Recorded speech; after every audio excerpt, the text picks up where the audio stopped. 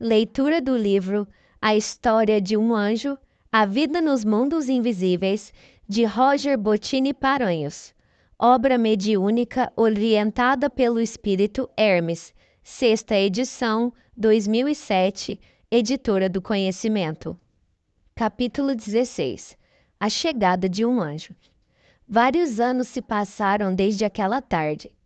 Étel, para acostumar-se com a separação de Gabriel, dedicava-se ininterruptamente às atividades do Hospital do Império do Amor Universal, tanto na Cidade de Luz como nas zonas de trevas.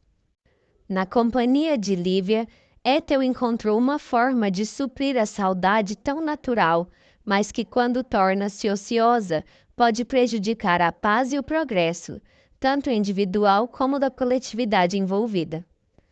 As atividades no plano espiritual cresciam alucinadamente. Estávamos no 10º ano do início do período do final dos tempos, período este que abrangerá 100 anos no calendário humano.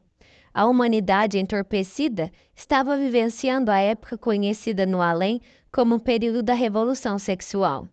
Há algumas décadas atrás já havíamos sentido o presságio do início do período profético através da insanidade nazista. Nota 1. Nota do médium. O período profético, ou plano de exílio, compreende um período de 100 anos do calendário terrestre, onde ocorreram as transformações que confirmaram as profecias cristãs da separação do joio e do trigo, da separação dos da esquerda e dos da direita do Cristo, e da separação dos lobos e dos cordeiros. Os mentores espirituais nos informam que este período de 100 anos estará inserido entre os anos de 1900 a 2100. Acredito particularmente, através de sutis informações obtidas com estes mentores, que este intervalo de 100 anos compreenderá o período entre os anos de 1975 e 2075. Fim da nota. As equipes socorristas trabalhavam continuamente para resgatar os pobres irmãos, cada vez mais endividados. Muitos socorristas estavam impressionados com tanto desequilíbrio e tanta insanidade. Alguns receavam o desencadeamento de uma guerra nuclear. Haja vista o trabalho incessante dos espíritos trevosos sobre as mentes despreparadas dos dirigentes mundiais. Graças à magnânima intervenção de Jesus através de reencarnações estratégicas, pôde-se evitar o pior. Étel aguardava apenas a reencarnação de Gabriel para poder auxiliá-lo através da inspiração e da mediunidade. Quando, num certo dia, Étel, trabalhando no posto de atendimento das zonas inferiores, recebeu um comunicado de Glaucus do Império do Amor Universal, convocando-a para apresentar-se à cidade, naquele mesmo recanto onde ela e Gabriel se despediram há alguns anos. Imediatamente a bela moça volitou até o recanto paradisíaco. Lá chegando de imediato, percebeu que o ambiente estava extremamente iluminado e agradável. Aterrissando, entendeu o motivo de tanta luz. Jesus a esperava, sentado na mesma rocha em que ela e Gabriel costumavam ficar, por horas e horas trocando confidências. Estranhando o improvisado encontro com Jesus, Étel ajoelhou-se preocupada. A linda menina beijou a mão do mestre e perguntou-lhe: Senhor, estamos com algum problema quanto à futura reencarnação de Gabriel? Acalma-te, minha filha, respondeu o Senhor. Tudo corre conforme nossos planos. Agora senta-te aqui ao meu lado. Étel atendeu ao pedido do governador espiritual da terra e dirigiu-lhe um olhar apreensivo, aguardando suas palavras. Étel, quando estávamos estudando a reencarnação de Gabriel, antes dele começar o processo de redução, concluímos que ele estava num estágio de evolução muito além dos limites do corpo físico comum. Portanto, eu e Danúbio previmos uma existência física de no máximo 40 anos para Gabriel. Espírito com um grande poder mental, certamente ele exigirá demais dos intrincados mecanismos cerebrais, levando-o a um desgaste prematuro de sua própria mente. Assim como aconteceu comigo. Provavelmente ele suará sangue nos seus últimos anos de vida, comprovando a impossibilidade de manter-se vivo por mais tempo. Logo após, ele deverá ser desligado do plano físico, assim como o piloto deve abandonar o avião por este não ter mais condições de manter-se no ar. A bela moça ouvia aquelas palavras com serena preocupação, como todos aqueles que conhecem a perfeição divina. Ethel sabia que este era um sério problema, mas que seria facilmente contornado pelo divino Jesus. A moça então perguntou: por que Gabriel não foi avisado sobre este detalhe? Existe algum motivo específico? Sim, Ethel, respondeu Jesus. Evitamos falar sobre este assunto com Gabriel para evitar que ele se desconcentrasse de sua missão com assuntos que fugiriam de sua alçada. Da mesma forma que eu, Gabriel realizará a base da missão, deixando sua propagação para centenas de irmãos que estão reencarnando junto com ele. E mais especialmente a uma irmã que diretamente conduzirá a continuidade de seu trabalho. Esta irmã concretizará no plano material o trabalho iniciado por Gabriel sobre a sua própria inspiração. Retornando ao nosso mundo, ele, junto com Danúbio, intuirá a eleita para a conclusão dos planos traçados. E quem será escolhida para concluir a obra de Gabriel? Perguntou Ethel com um brilho no olhar, percebendo de antemão os planos de Jesus. Tu és a eleita, minha irmã. Reencarnarás em breves anos. Tu acompanharás Gabriel lado a lado em sua caminhada e após sua morte assumirás o comando do grande projeto no plano material para concluí-lo definitivamente. Ethel pulou nos braços de Jesus e deu-lhe um afetuoso abraço, dizendo-lhe: Obrigada, Senhor. Era tudo o que eu desejava. Poderei ajudar Gabriel mais diretamente e ao mesmo tempo estarei sempre ao seu lado. Muito obrigada, Jesus.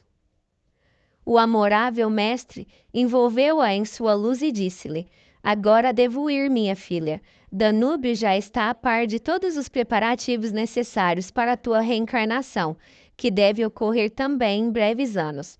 Necessitarás de um período menor do que Gabriel para a devida preparação, portanto, será pequena a diferença de idade entre ambos.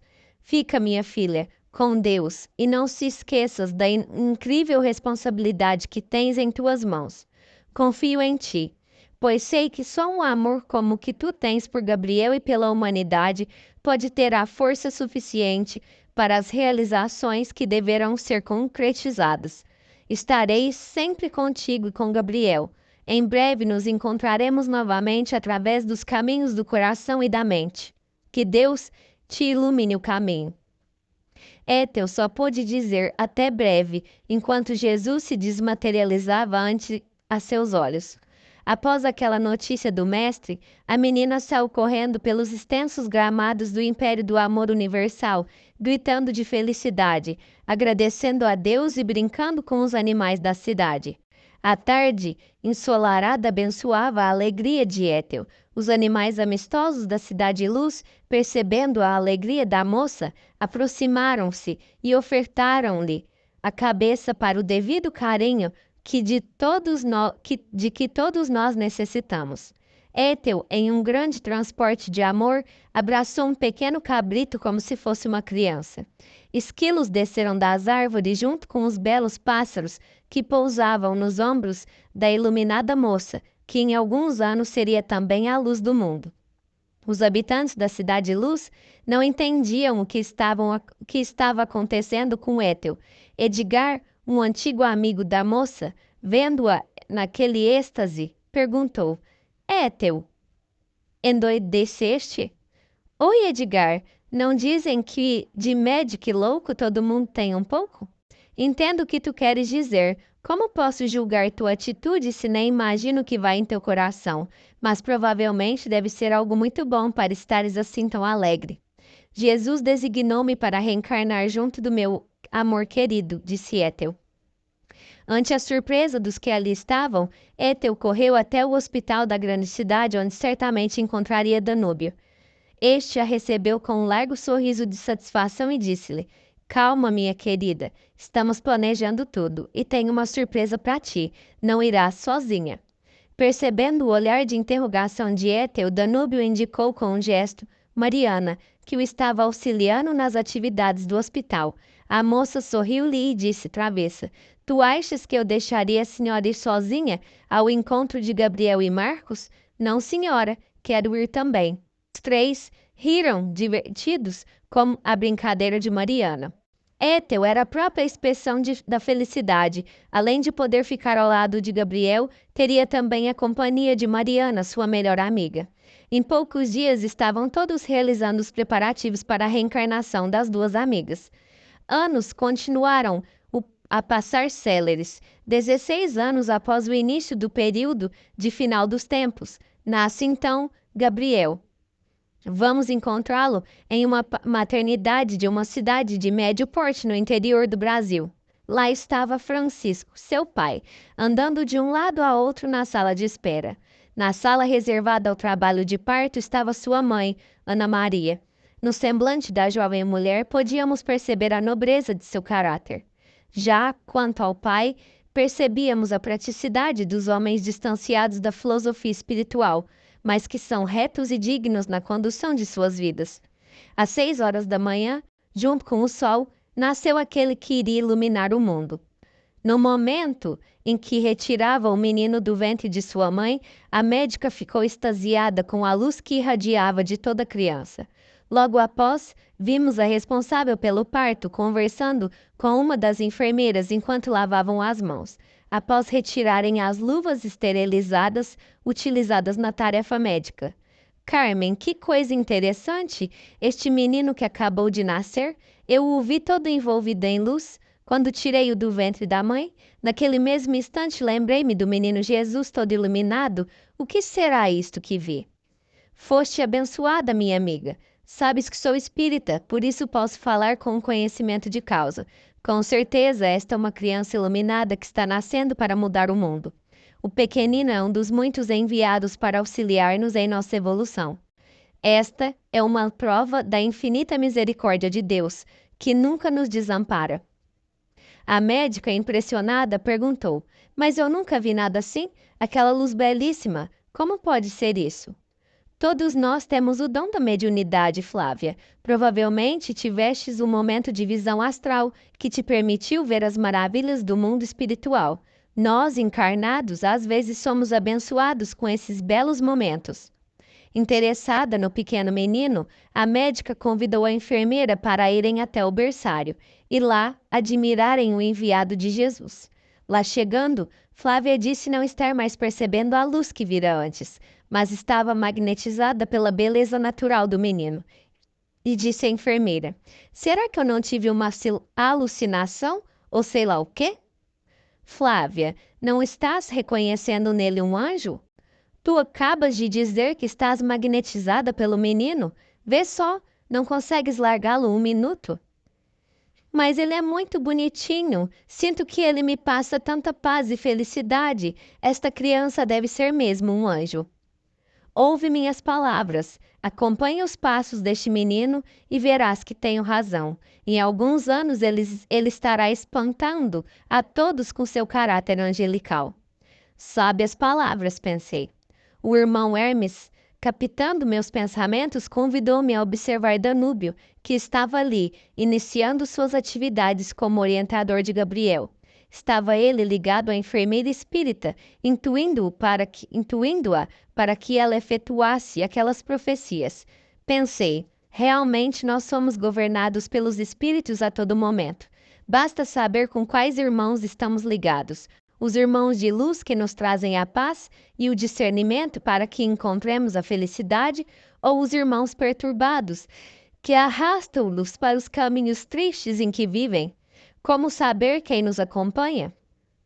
Basta analisarmos a nossa própria conduta de vida. Existe um ditado que diz: Dize-me com quem andas, que te direi quem és. Aqui o analisamos de outra forma. Dize-me quem és e te direi com quem andas. Com o menino nos braços, as duas amigas se dirigiram até o quarto onde a mãe repousava. A médica, Flávia, parecia uma criança apresentando o menino a todas as pessoas que via pelos corredores da maternidade. Olhem só, é um anjinho de Deus, dizia ela a todos. Chegando ao quarto, o menino foi entregue à mãe. As duas trabalhadoras da área médica então perguntaram pelo nome do menino. Ana Maria e Francisco já haviam pensado em vários nomes, mas ainda estavam indecisos. Por certo, aguardavam o auxílio de Danúbio, que, colocando a mão direita na testa de Ana, disse-lhe sussurrando: Gabriel, eis o nome. Gabriel, aquele que possui a força de Deus. No mesmo instante, Ana repetiu as palavras de Danúbio: Gabriel, eis o nome. Gabriel, aquele que possui a força de Deus. Lindo nome, disse Carmen. Francisco apenas esboçava o sorriso bobo de um pai de primeira viagem. Ele estava completamente deslumbrado com a beleza e o encanto que Gabriel causava em todos. Ana Maria era a própria personificação da felicidade. O anjo de Deus nascia para trazer luz ao mundo e já começava seus primeiros passos iluminando a própria família, que o recebia amorosamente. No mesmo ano nasceu Marcos, que recebeu o nome de Marco Antônio, devido aos pais não terem ouvido bem a intuição de Danúbio e dos espíritos guardiões do jovem Marcos. Mariana, que nasceu 2 anos após, recebeu exatamente o mesmo nome, mas sem o N duplo. A bela Étel nasceu 3 anos após Gabriel ter chegado ao mundo. A linda menina encantou os pais, que já haviam escolhido o nome que dariam a ela, Carolina. Danúbio tentou intuí-los também, mas estavam decididos a batizá-la com o nome Carolina. Tanto insistiu Danúbio que em determinado momento a mãe de Étel disse: Que coisa impressionante, Augusto, não me sai o nome Étel da cabeça? Mas é um nome tão diferente, meu amor. Tu desejas colocá-la em nossa filha? Não sei o que tu achas. Façamos assim, Carolina como primeiro nome e Étel como segundo. Carolina Étel de Moura Brandão. Belo nome, de acordo, meu bem. Visitamos todos os 4 recém-nascidos e outros dos 318 que reencarnaram pelo mundo nessa missão. Em todos os casos, observamos o cuidado e o desvelo na proteção dos pequenos anjinhos. Diversos guardas espirituais ficavam nas portas dos quartos, evitando que espíritos e pessoas não autorizadas entrassem nos quartos designados para o repouso dos bebês. Quanto a Gabriel, o cuidado era extremo. Diversos espíritos revezavam-se para evitar um possível ataque das sombras. Eram verdadeiros anjos da guarda, sem as fictícias asas que a fantasia humana sempre imagina, mas com amor e dedicação ao trabalho. Todos nós encarnados temos nossos anjos da guarda. São geralmente espíritos amigos com um grau de evolução semelhante ao nosso, e nos acompanham por toda a nossa vida, intuindo-nos para que venhamos a seguir o caminho correto. Infelizmente, poucos são os que dão ouvidos a essa voz interior, que nos auxilia e nos ampara a todo momento. Os anos foram passando. Gabriel crescia em beleza e sabedoria. Diversos eram os momentos de espanto e admiração que Gabriel proporcionava a seus pais e vizinhos. Criança iluminada, Gabriel cativava a todos com imensa facilidade. Anjo, na verdadeira acepção da palavra, ele tinha desde pequenino um comportamento dócil e educado, mas revolucionário. Questionava a tudo e a todos. Queria saber os porquês de assuntos que os pais do menino não detinham conhecimento para responder. Danúbio, então, encarregava-se de irrigar o cérebro físico do anjo com conceitos que ele já dominava há milênios. Gabriel por muitos era adorado e por muitos era invejado. As mães de outras crianças da vizinhança, não tão belas e inteligentes como o menino Luz, realizavam desprezíveis trabalhos de magia negra por inveja à graça do filho de Ana Maria. O exercício de espíritos protetores responsáveis por Gabriel não descansava um minuto. As trevas aproveitavam a ignorância das vizinhas invejosas e as utilizavam, a elas e a seus filhos, para tentar prejudicar o grande plano.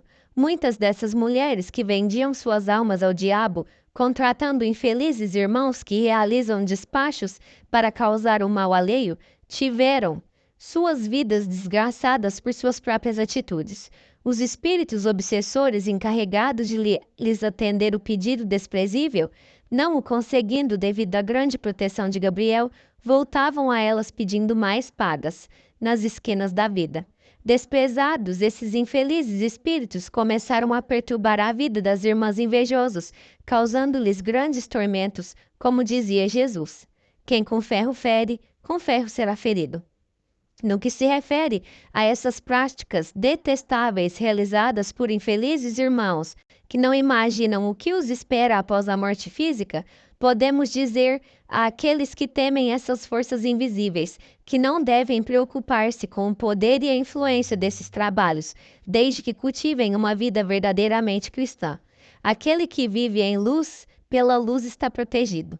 Agora, aqueles que desprezam o comportamento cristão e que colocam as virtudes do espírito em segundo plano, estes sim estão à mercê da influência obsessiva destes espíritos perturbados, que são contratados muitas vezes pela simples paga de uma garrafa de cachaça na esquina, ou um charuto, ou então uma galinha de pescoço quebrado em cima de uma bandeja de papel. Mais uma vez podemos perceber os perigos de seguirmos cultivando vícios em nossas vidas. Muitos dos fumantes e beberrões da vida física transformam-se no retorno ao mundo espiritual em verdadeiros escravos de despachos, ajoelhando-se nas esquinas para sorver a substância astralina da cachaça e do charuto, como provavelmente deve ter ocorrido com Cavalcante, o distinto senhor que foi resgatado por Gabriel e Cassimiro nas trevas, como vimos em capítulo anterior. Mas voltemos à luz. Desde muito cedo, Gabriel demonstrou a sua intimidade com Jesus.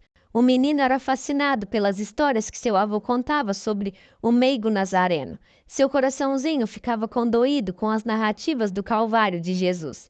Quanto às sublimes parábolas que Gabriel conhecia muito bem, em seu inconsciente eram a sua alegria. Compreendia até mesmo as mais complexas mensagens do Rabi da Galileia, como se estivesse analisando simples exposições.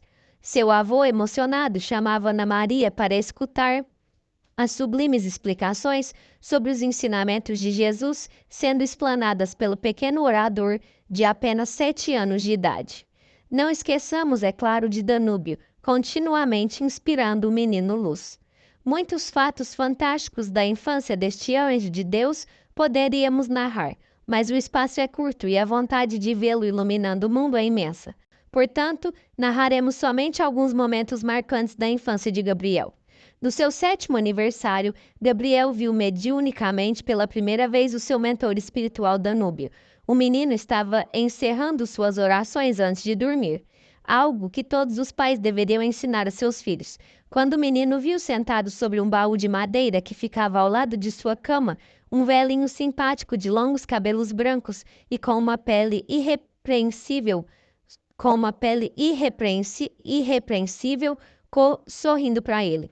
O menino, deslumbrado com a luz e a beleza de Danúbio, perguntou com uma voz infantil e encantadora, demonstrando a candura dos anjos: "Quem é você, vovô?" "Sou teu anjo da guarda, Gabriel", respondeu Danúbio. "Eu estou todos os dias contigo, para te proteger e para te preparar para a tua tarefa entre os homens." "Que tarefa?"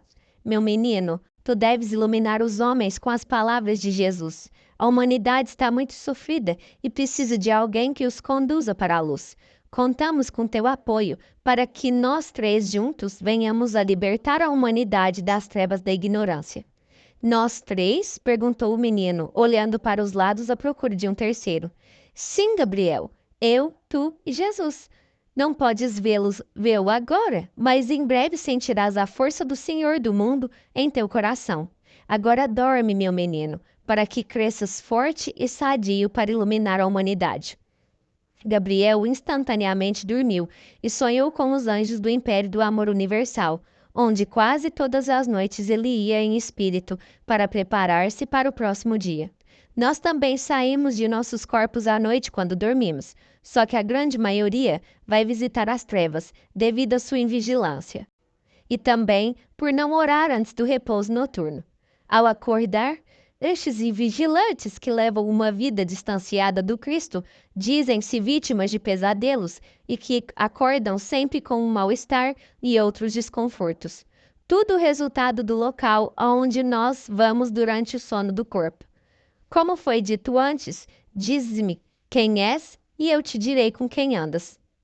Devido à nossa forma de viver, nos sintonizamos com espíritos de luz que nos levam a aulas instrutivas no além ou a visitas a parentes queridos que já partiram para a pátria maior. Ou então, nos sintonizamos com espíritos perturbados que nos levam para os bordéis do plano espiritual. Outro fato curioso da infância de Gabriel ocorreu quando o menino tinha 10 anos de idade. Há 2 anos, seu avô Emiliano estava sendo acometido pelo mal de Parkinson. O bom velhinho, que tanto brincava e festejava, o pequenino anjo, já não possuía a mesma vivacidade e alegria. Nota 2. Nota do médium. Devido à encarnação de Gabriel corresponder a uma situação futura, nos é possível descrever com segurança apenas a linha mestra de sua missão. Os detalhes da encarnação deste missionário serão desencadeados através do divino direito do livre-arbítrio, que nos faculta orientar nossas vidas segundo o rumo que desejamos imprimir à nossa evolução.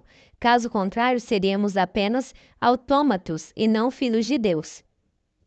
Portanto, esclarecemos que os pormenores, como a pequena história a seguir, têm a exclusiva finalidade de representar as características de uma entidade de elevado quilate espiritual e também agraciar o leitor com belas narrativas. Portanto, os passos de Gabriel serão frutos do meio que o cercar, preservando-se a integridade de sua missão. A narração que encerra este capítulo, retirada da literatura popular, foi adaptada para atender aos propósitos deste trabalho. Fim da nota. Todos os dias, na hora das refeições, o velho Emiliano pegava um prato e ia servir-se ao fogão. As tremedeiras contínuas e a fraqueza nos braços determinavam o mesmo fato. Quase todos os dias, o prato de porcelana escorregava das mãos do velhinho, caindo ao chão e despedaçando-se. O avô de Gabriel, entristecido, dizia não saber o que estava acontecendo com ele, que aquilo não iria mais se repetir, mas quase todo dia o fato se repetia. Quanto a servirem o prato para ele? Não, jamais. Eu não sou um inválido, dizia, com uma voz cansada. Reação natural para um homem forte e saudável, que fora acometido de súbito por uma doença impiedosa que limita rapidamente a capacidade física. Francisco, o pai de Gabriel e filho de Emiliano, indignado com a rotineira quebra de pratos, confidenciou à mulher. Ana, assim não há mais condições. O pai quebra um prato por dia, com essa teimosia de ele mesmo querer se servir, por que ele não deixa que eu o sirva? Mas não, sempre a mesma teimosia. Eu já não aguento mais gastar tanto dinheiro com pratos. Sob o olhar carinhoso do pequeno Gabriel, Ana Maria disse com a sua voz afável: Meu amor, tu conheces o teu pai. Tu sabes que para ele é muito importante não ser dependente de ninguém. Ele morrerá se tiver que ser servido por alguém. Tu tens que reconhecer o esforço sobre-humano que ele realiza para efetuar a higiene íntima.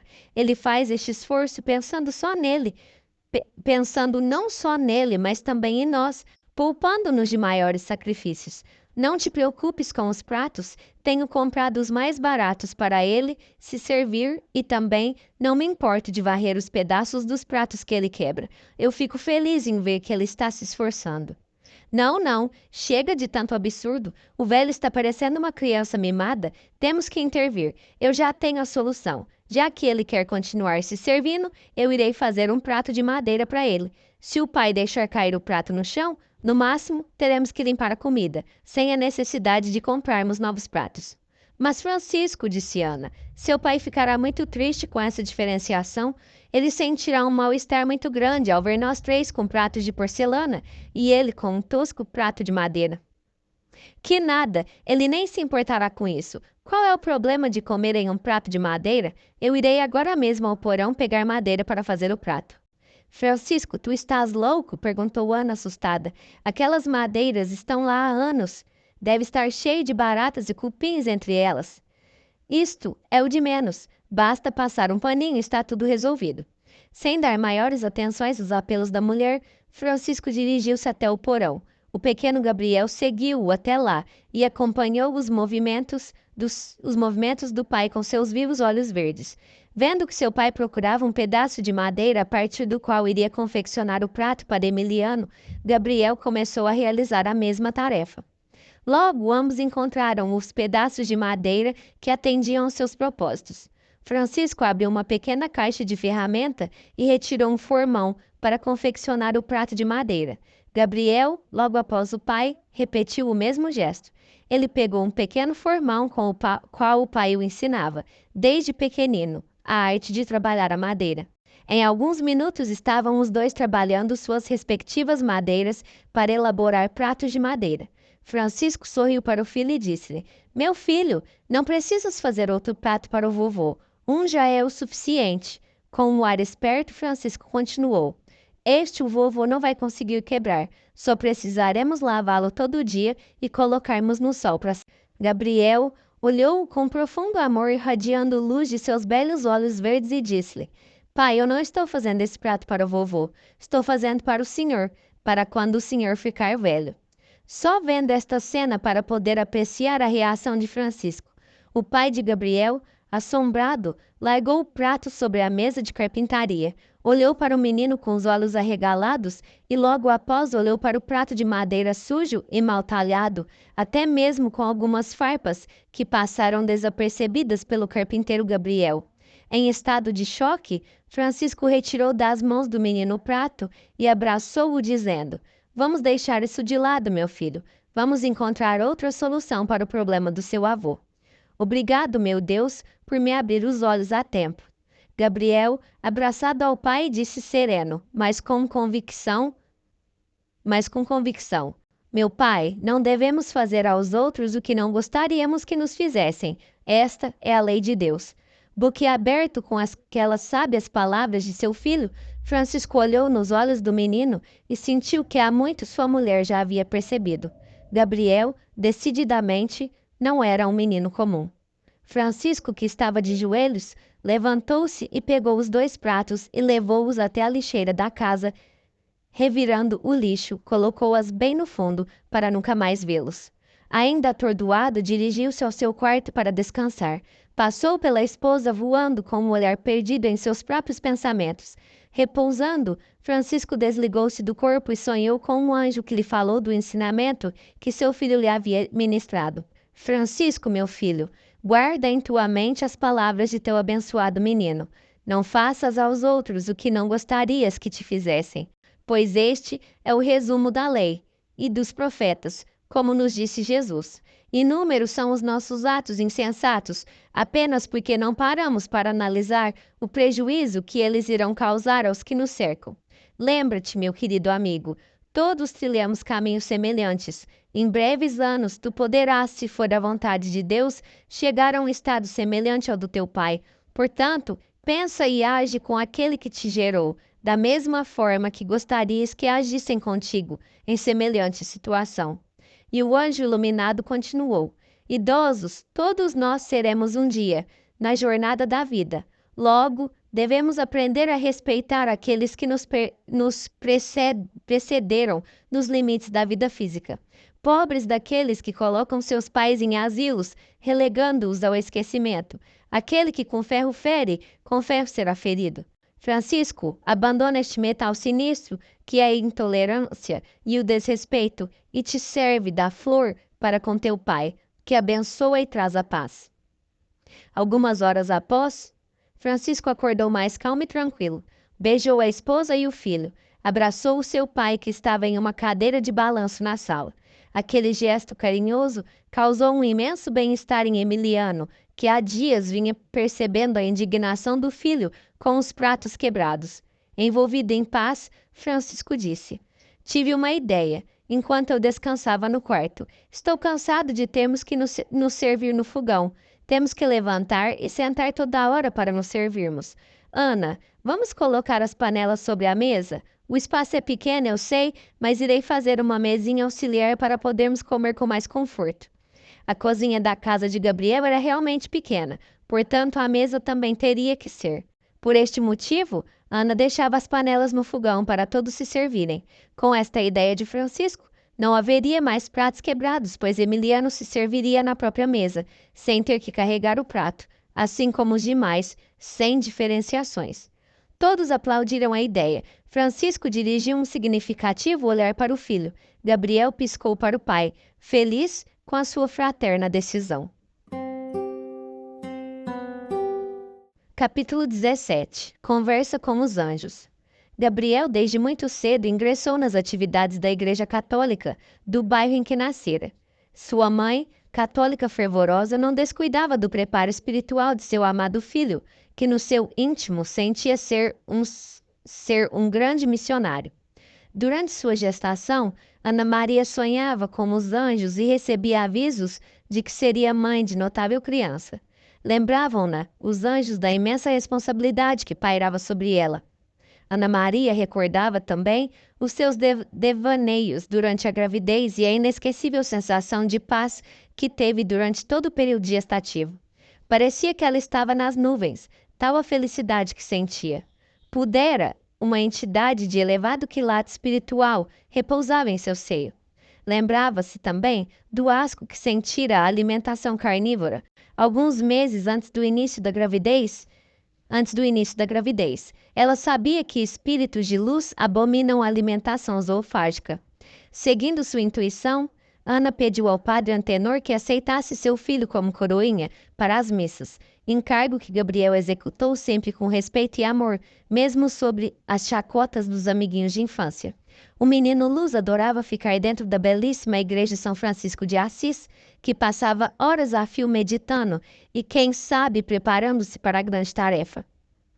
O menino, sempre adorado pelas irmãs da congregação, que também lhe eram competentes professoras no colégio da própria paróquia, ficava horas olhando as pinturas e os vitrais da igreja que lembravam a sua casa no reino dos céus.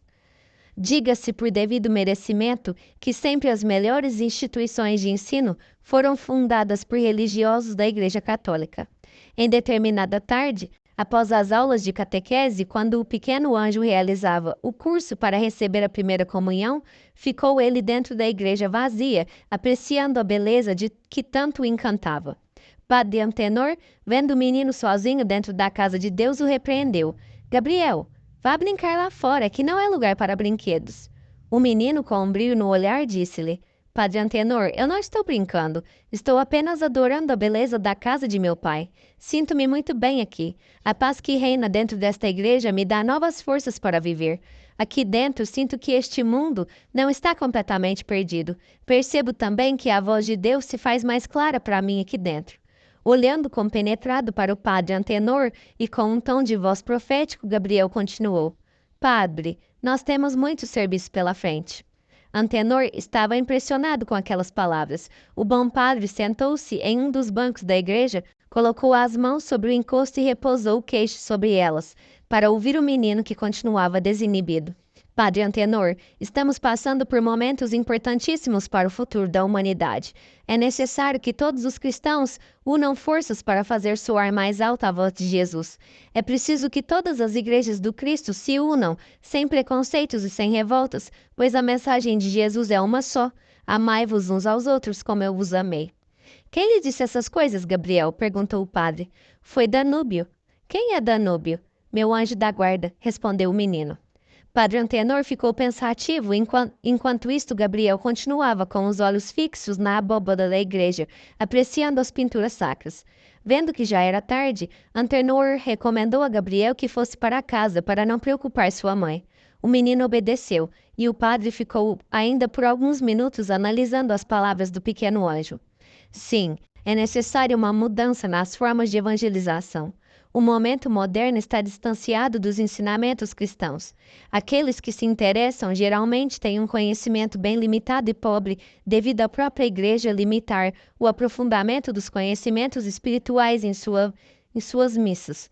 Falta também um incentivo maior, mudanças, se possível, para unir mais a família cristã. Talvez o menino tenha razão, e essas conversas com o seu anjo da guarda? Mas, bom, pensava o padre, deixemos isso com Jesus. Um ano após, quando Gabriel contava 11 anos de idade, seu pai, preocupado com as suas contínuas conversas com os anjos, como ele dizia, resolveu falar com um amigo dedicado à seara espírita sobre o assunto. Roberto, meu filho vive dizendo que conversa com espíritos e está sempre falando sobre anjos. O que pode ser isto? Meu amigo, teu filho é um médium. ou seja, ele possui a faculdade de comunicação com os espíritos bem desenvolvida. Leve-o à casa espírita, que eu frequento na terça-feira, e lá entregarei a ele um livro que auxiliará o menino a compreender o fenômeno que o assusta. Assusta? O menino adora essas conversas com o além e trata tudo com a maior naturalidade, disse Francisco. Na terça-feira estavam pai e filho sentados na plateia de uma grande casa espírita, no mesmo bairro em que morava Gabriel. Sua mãe não quisera ir, alegando ser uma religião desconhecida e que, segundo os padres, era contrária ao que Jesus pregava. Mulher sensata permitiu a ida do filho, sem censuras, confiando na prudência do marido e na incrível inteligência do menino, que facilmente saberia distinguir a fraude da verdade. Com apenas 11 anos, seus pais já consideravam Gabriel um doutor das leis de Deus. Após assistir à excelente pregação de Roberto, que realizou a palestra doutrinária daquela noite, onde falou sobre o capítulo 17 do Evangelho segundo o Espiritismo de Allan Kardec, Sede Perfeitos, Gabriel, ouvindo as sábias elucidações espíritas, ficou entusiasmado com a doutrina de luz trazida por abnegados espíritos abençoados por Jesus, recebendo com amor um exemplar novinho do Livro dos Espíritos e outro do Evangelho segundo o Espiritismo. Os 2 livros de Allan Kardec.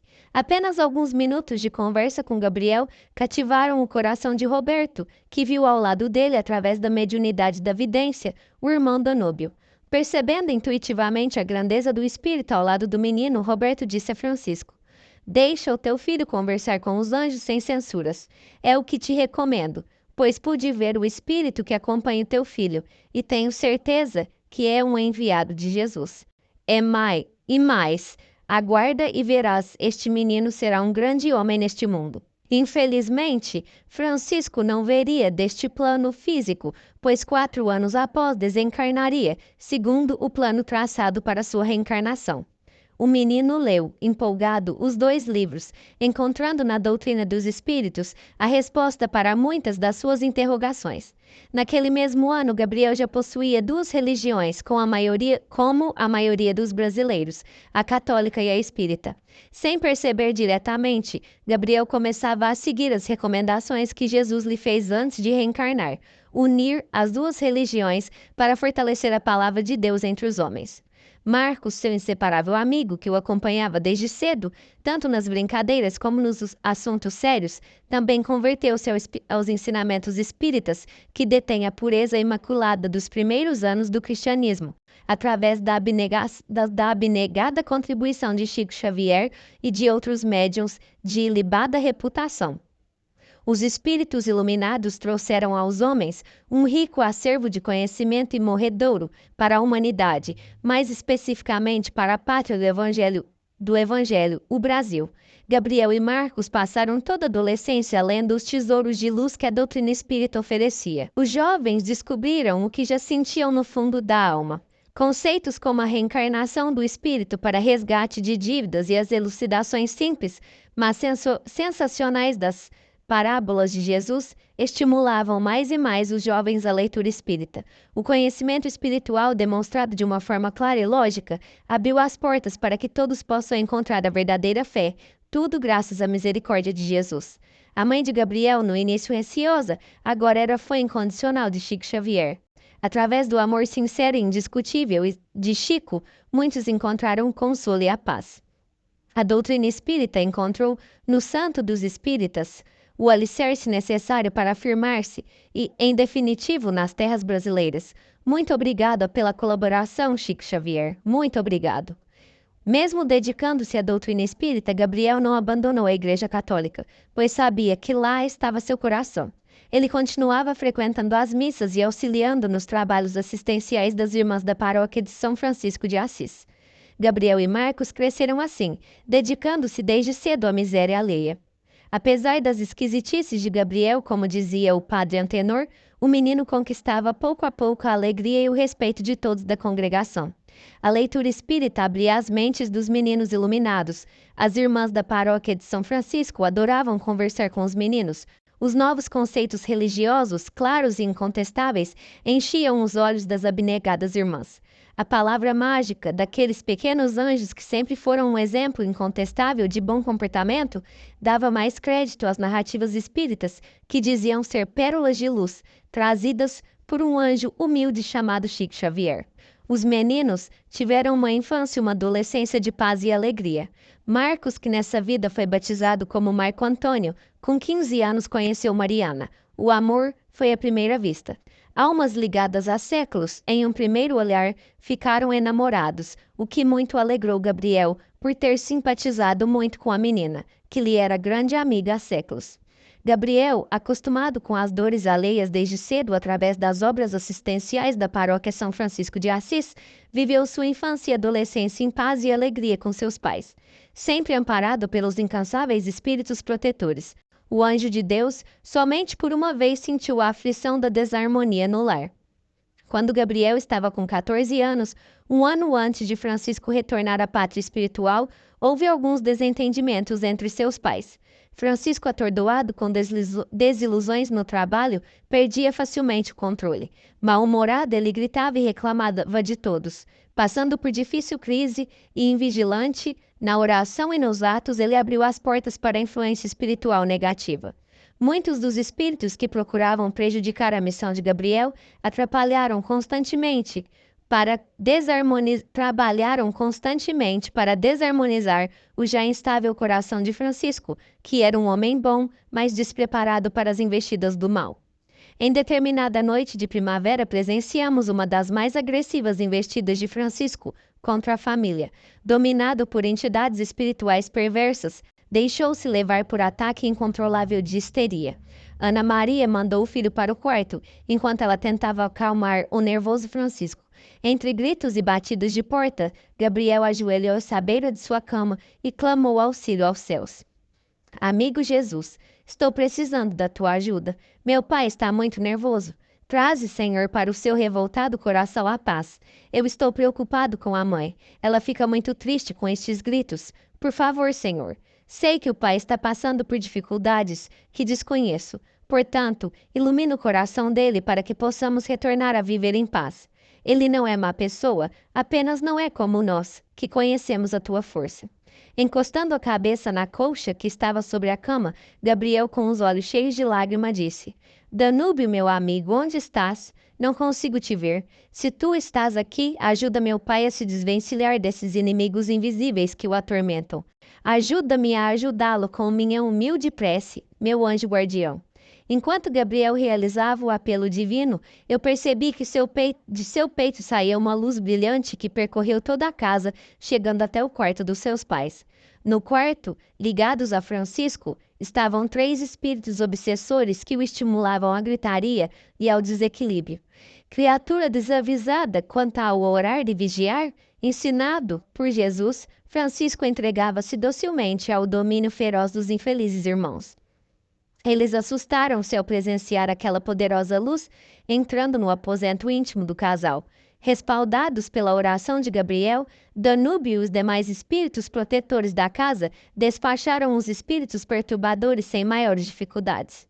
Livre da influência nefasta, Francisco deu-se conta da cena ridícula da qual era o protagonista.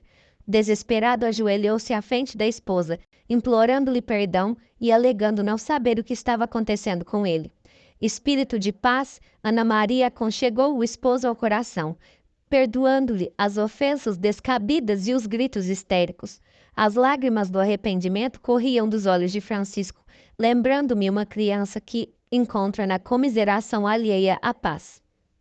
Gabriel, no seu quarto, percebeu o resultado da oração. Seu pai havia se acalmado. Agora, o menino apenas ouvia o choro infantil de Francisco, sendo consolado por sua amável mãe.